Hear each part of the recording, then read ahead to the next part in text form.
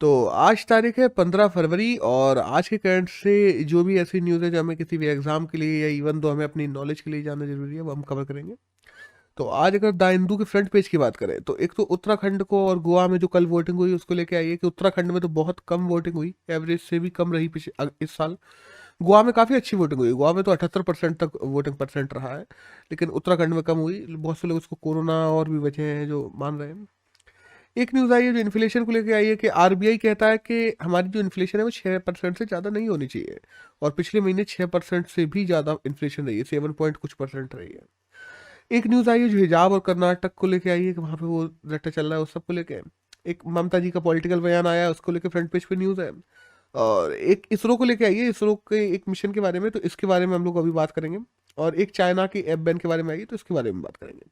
तो देखो, कल इसरो ने अपना 2022 का पहला मिशन लॉन्च किया। एक तो EOS-04 earth observation satellite launch की है, और ये 10 साल के लिए काम करेगी। बेसिकली अर्थ को ऑब्जर्व करेगी, एग्रीकल्चर डाटा देगी, हमें जियो मैपिंग वगैरह करके देगी, ये सब चीज़ देगी। एक इंस्पायर सेट 1 करके लॉन्च करी है जो IISCT के द्वारा बनाई गई है बेसिकली, और ये 1 साल के लिए काम करेगी। और वहीं INS-2TD एक ये सैटेलाइट लॉन्च की गई है जो 6 महीने के लिए काम करेगी। ये तो स्कूल के बच्चों ने बनाई है। तो बेसिकली 3 सैटेलाइट्स है जो लॉन्च की गई हैं, और लॉन्च करने के लिए PSLV C-52 लॉन्च व्हीकल का यूज किया गया है। और PSLV है तो obviously polar satellite satellite launch vehicle, तो पोलर जो अपनी ऑर्बिट है, पोलर ऑर्बिट, तो वहीं तक जाएंगे सैटेलाइट। तो दैट्स ऑल। एक नेक्स्ट न्यूज़ है वो आई है चाइनीज ऐप्स के बारे में कि भारत ने कल 54 ऐसे ऐप्स हैं। देखो, जो ऐप्स भारत ने बंद किए थे, चाइना ने काफ़ी ऐसे ऐप थे कि चाइनीज कंपनीज के द्वारा नाम बदल के उनको लॉन्च कर दिया गया था। हम देखते हैं कि जैसे वीवा वीडियो एडिटर की बात करें, राइज ऑफ किंगडम्स नाम से एक गेम है उसकी बात करें, टेंसेंट जेवियर की बात करें, ब्यूटी कैमरा की बात करें, तो इनको दोबारा से कल बैन कर दिया गया है। एक नेक्स्ट न्यूज़ है वही है कर्नाटक के हाईकोर्ट के बारे में कि हम जानते हैं कि जो भी ऐसे ऑनलाइन गेम्स होते हैं जिनमें मनी इन्वॉल्व होता है बेसिकली, और जो पूरी तरीके से स्किल पे नहीं लक पे बेस होते हैं, जैसे हम लोग फैंटेसी लीग या और भी चीज़ होते हैं, ये कर्नाटक में बैन कर दिए गए थे। बट बाद में हाईकोर्ट ने इसको अनकॉन्स्टिट्यूशनल बता के इस बैन को हटा दिया है कल। अब अनकॉन्स्टिट्यूशनल क्यों बताया है? क्योंकि जो लक बेस्ड गेम है जिनमें 100% लक है उनको तुम बैन कर सकते हो, समझ में आता है, लेकिन जो भी ऐसे गेम है जिनमें 0.1% भी स्किल मार्जिन है उनको तुम बैन नहीं कर सकते, उनमें स्किल का एक पॉइंट आ जाता है। तो दैट्स वाई। एक नेक्स्ट न्यूज़ है वो आई है IISc के बारे में, Indian institute of science Bangalore के बारे में। तो उसको 425 करोड़ का डोनेशन दिया गया है 5-6 लोगों के द्वारा बेसिकली, जो 800 बेड का एक हॉस्पिटल बनाएंगे वहां पे, और एक जो मेडिकल स्कूल है वो बनाया जाएगा। और साथ ही साथ में देखो, IISc की थोड़ी हिस्ट्री की बात करते हैं हम लोग, कैसे बना था ये। तो जो विवेकानंद है, हम लोग जानते हैं विवेकानंद, संत विवेकानंद हुए हैं, और जमशेदजी टाटा हुए हैं। ये लोग एक समय क्या था, ऐसे ट्रेन में जा रहे थे एक से दूसरी जगह, तो आपस में बात करने लगे थे कि भारत का कैसे विकास किया जा सकता है। जमशेदजी टाटा ने बताया था कि हम स्टील इंडस्ट्री लेके आ रहे हैं, हम प्लेन लेके आ रहे हैं, इन सब के बारे में बात हुई थी। फिर साइंस के बारे में बात होने लगी। तो तब विवेकानंद को जमशेदजी टाटा ने ऑन बोर्ड ले लिया था, और 1898 में, सॉरी 1898 में जो लॉर्ड कर्जन थे उस समय पे हमारे वायसराय थे, उनसे बात की थी कि जमीन दिलाएं तो हम लोग IISc बनाएंगे। तो अब उसके बाद में क्या हुआ कि जो मैसूर के राजा थे, राजा कृष्णराज व्यग्राड राजा कृष्णराज व्यग्राड 4, वो भी आ गए थे। उसके बाद में हम लोग देखते हैं जो निजाम हुआ करते थे हैदराबाद के, कि मीर ओस्कम मिर्जा कहा जाता था जिनका नाम, वो भी आ गए थे। बेसिकली सीधी सी बात है, विवेकानंद आ गए थे तो उनके नाम पे लोग रुपए लगाने के लिए तैयार थे, तो ये सब लोग साथ में आ गए थे। तो इन लोगों ने एक बहुत बड़ी जमीन दे दी थी, और बहुत फंडिंग मिली थी इस चीज़ को IISc बनाने के लिए। तो बेसिकली हम लोग मेन टॉप में जब बात करते हैं तो जमशेदजी टाटा वगैरह का नाम लेते हैं कि इन लोगों ने बनवाया, लेकिन उसमें काफ़ी लोगों ने वो की थी, क्या कहते हैं, फंडिंग। और बाद में हम देखते हैं 1909 में ये बन के तैयार हो गया था, और 1911 से IISc को लॉन्च कर दिया गया था।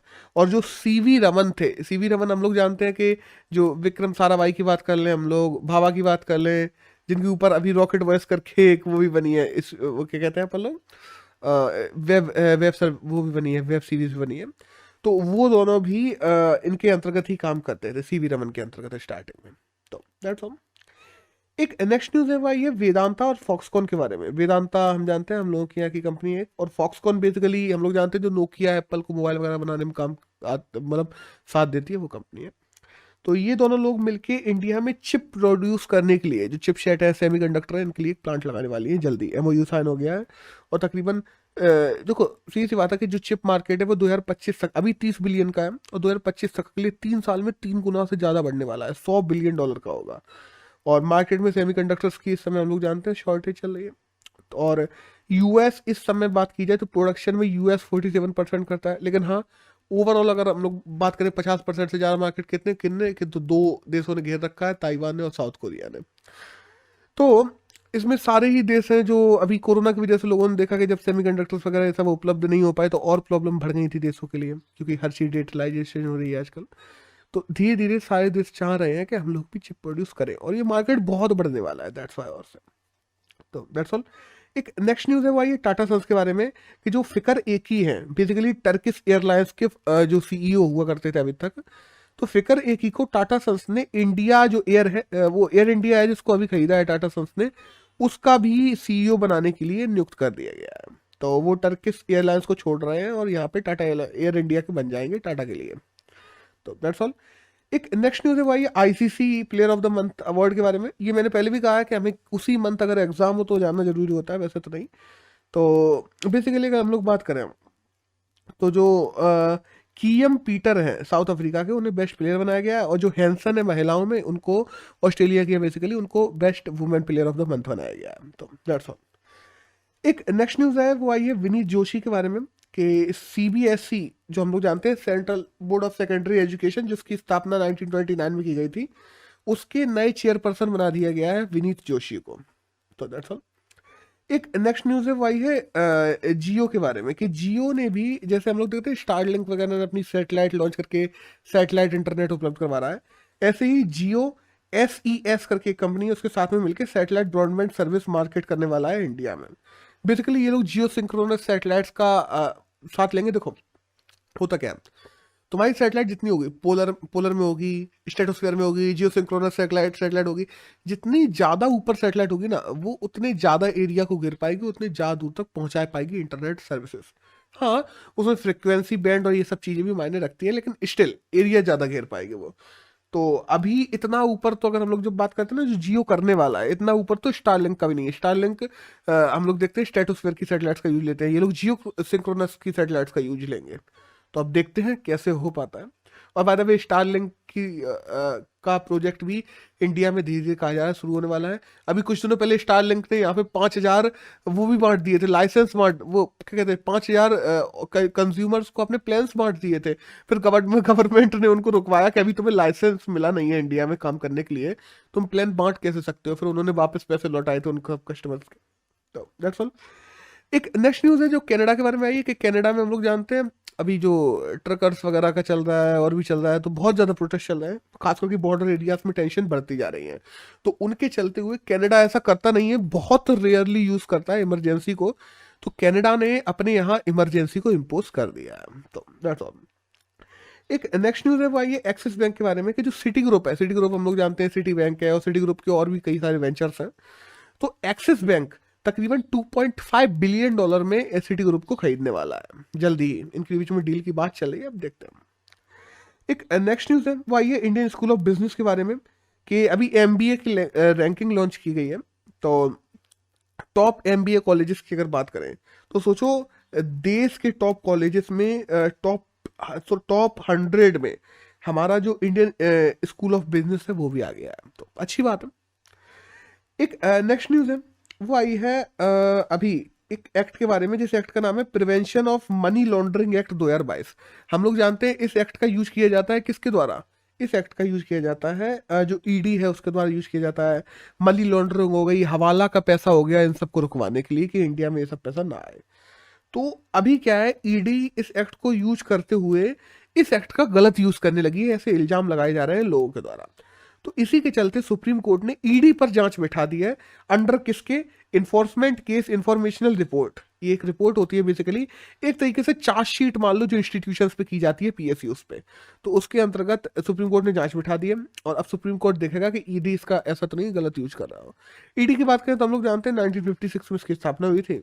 और अगर हम लोग बात करें जब हवाला या मनी लॉन्ड्रिंग की बात करते हैं, तो उसमें ऐसा पैसा आता है जो काला धन है, जिसको तुमने मार्केट में गलत तरीके से यूज किया हो, स्टिल वो पैसा मनी लॉन्ड्रिंग तभी माना जाएगा जब तुम्हारे पास में पैसा 30 लाख से ज्यादा है। 30 लाख से कम का पैसा मनी लॉन्ड्रिंग नहीं माना जाता। तो दैट्स ऑल। तो मतलब एक तरीके से वो टैक्स चोरी माना जाता है, या फिर जो भी गलत पैसा हो। काला धन तो काला ही धन है, उसमें तो कोई दो राय नहीं है। लेकिन ईडी वगैरह जैसी बड़ी एजेंसी तभी जांच करती है जब वो मनी लॉन्ड्रिंग 30 लाख के ऊपर की हो। तो बाकी उसके नीचे का पकड़ने का काम पुलिस का होता है। पुलिस कभी अपना काम करती नहीं है, ये भी हम जानते हैं। एक नेक्स्ट न्यूज है वो आई है राइस फोर्टिफिकेशन के बारे में, कि जो राइस के क्या होते हैं ना, न्यूट्रिशन वगैरह, न्यूट्रिशियस वैल्यूज बढ़ा दी जाती है लैब में ले जाके, उसको राइस फोर्टिफिकेशन कहते हैं। नए प्रकार के बीज बना दिए जाते हैं, वो राइस को उगाओ तो उसमें ज़्यादा न्यूट्रिएंट्स होंगे, वैल्यू ज़्यादा होंगी। तो अभी जो पीडीएस है, हम लोग देखते हैं पब्लिक डिस्ट्रीब्यूशन स्कीम्स चलती है इंडिया में, जैसे एफसीआई के द्वारा चलाई जाती है पीडीएस, जिसमें कंट्रोल रूम्स बने होते हैं। उन कंट्रोल्स पे अलग अलग एक रुपए किलो गेहूं, 2 रुपए किलो चावल, ऐसे सब दिए जाते हैं। उसके बाद में हम लोग जानते हैं मिड डे मील है, जिसका नाम पीएम पोषण अभियान कर दिया गया है। उसके अंतर्गत भी हम लोग जो पब्लिक डिस्ट्रीब्यूशन करते हैं अनाज वगैरह का। तो बेसिकली अब कहा जा रहा है कि उन सब में जो राइस यूज किया जाएगा वो राइस फोर्टिफिकेशन के द्वारा यूज किया जाएगा, मतलब उनमें न्यूट्रिशियस वैल्यूज को बढ़ाया जाएगा। अब ये कैसे किया जाएगा, डायरेक्ट किसानों से कहा जाएगा, सरकार कॉन्ट्रैक्ट देगी, ये तो देखने वाली बात होगी।